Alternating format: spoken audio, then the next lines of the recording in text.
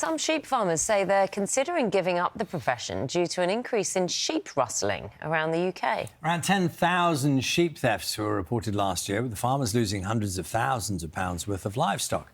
Our reporter Charlotte Cox has this report. Colin Abel is counting in his sheep and counting up his losses. It's starting to feel like the Wild West because of the amount of rustling that's going on. Pixie, come here. Every year he brings his sheep down from the uplands, more and more are missing. He estimates he's had more than 4,000 sheep stolen over the last 10 years. At around £100 each, it's almost enough to put him out of business. I farm with my two brothers and we have this discussion with each other saying, is it worth carrying on for the numbers that we're losing every year? Other farmers are giving up and other farmers aren't even bothering to turn out because of the numbers that are going missing. So it is having an impact on Dartmoor itself. Some farmers use different colour tags for different age groups. Yep. Tags are one way to make sheep more identifiable, but they don't always deter thieves and can be removed. Neil Cole has lost 40 ewes and a dozen lambs from his Princetown farm. It just makes you sick to the stomach. Basically all your hard work and everything else all year round, and with the ewes, it can be several years of work and breeding and genetics and trying to improve things, and then it's just gone and it's been taken.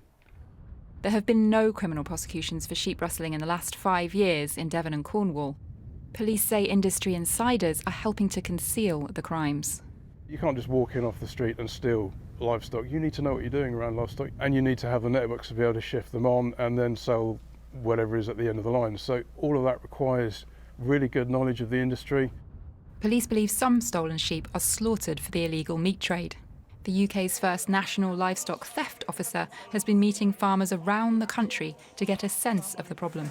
It's driving knowledge into police forces. They understand the problem, for example, how to read the tags of livestock, etc., and working with those critical partners.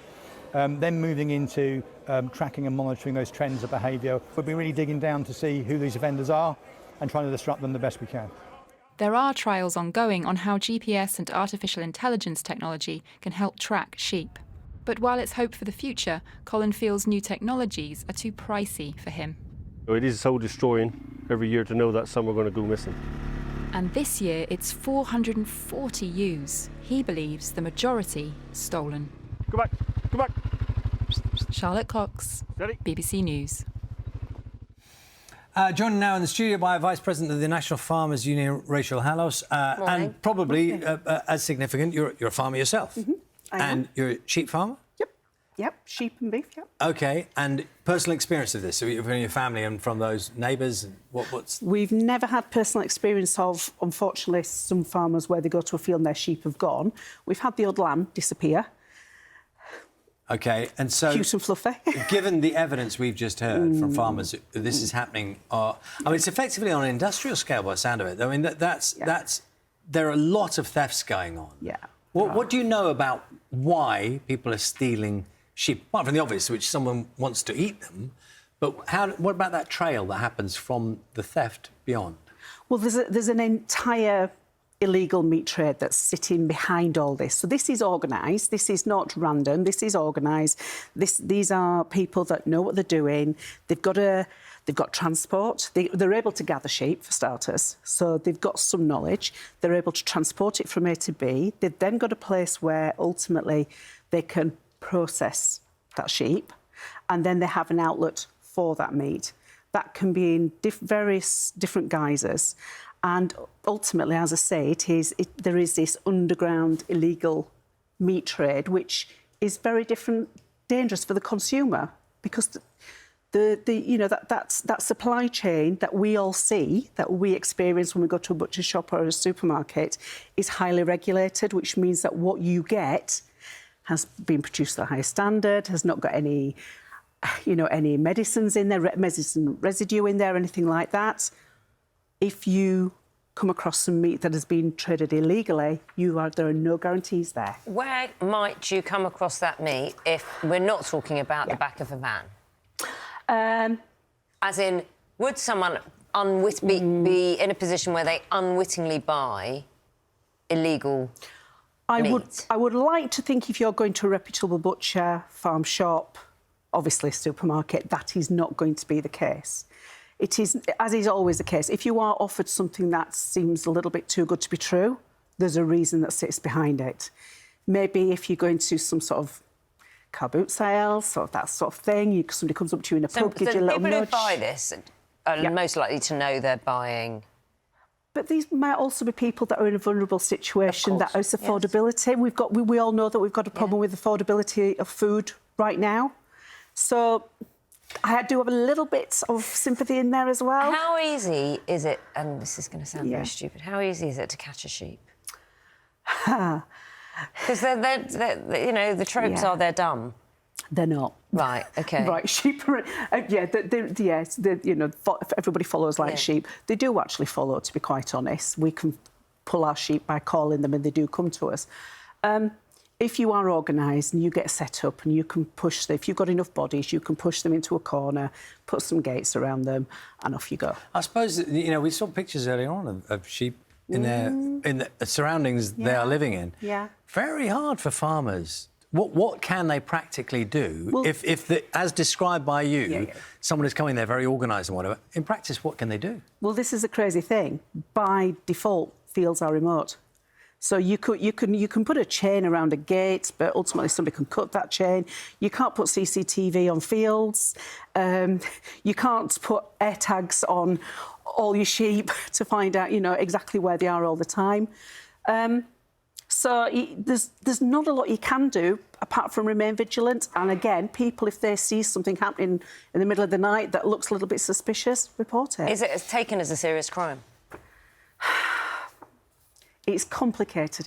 You ring the police up and tell you that you've gone to a field and some sheep have gone. Weigh it up with serious crime. It is a serious crime to the farmer. Of course it is. It's a serious crime when that meat gets into the food supply chain. That is a serious crime.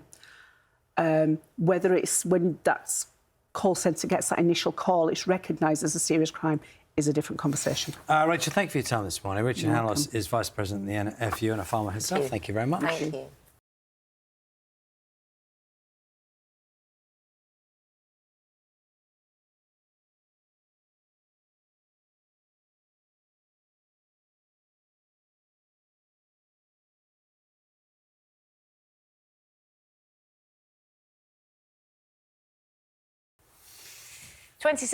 "7 is the time. Prison overcrowding has led thousands of inmates to be released early from jails in England and Wales to ease pressure.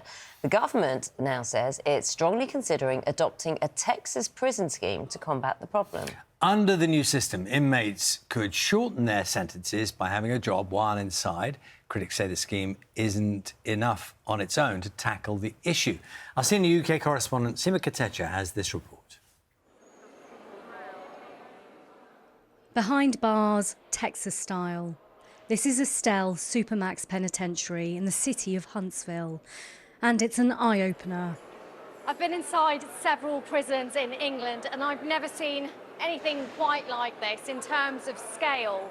This place is huge, and to give you some perspective, it's the equivalent size of around 3,000 football pitches. And that's the same number of inmates here, from shoplifters and fraudsters to rapists and murderers. I went straight to solitary confinement, and I spent my first 13 years in solitary confinement. 52-year-old Jimmy is serving 3 life sentences for murder. He says he's now turned his life around by being a counsellor to vulnerable inmates. It's the community of young men who are going to continue to fail unless we teach them different. That's what allows me to give them value, because most young men don't know they have value until you tell them. That's what this prison tries to do, give inmates a job and a purpose. The UK government's considering one of its schemes to see if it can help cut our prison population.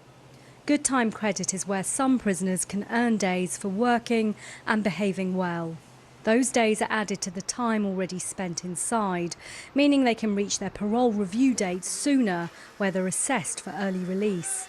Kevin works as a barber here. If you don't have an aggravated charge, non-violent, which I have, a credit card case, I receive good time and I can get out earlier with the good time that I received. They got a very positive culture over here. See, you can lock somebody up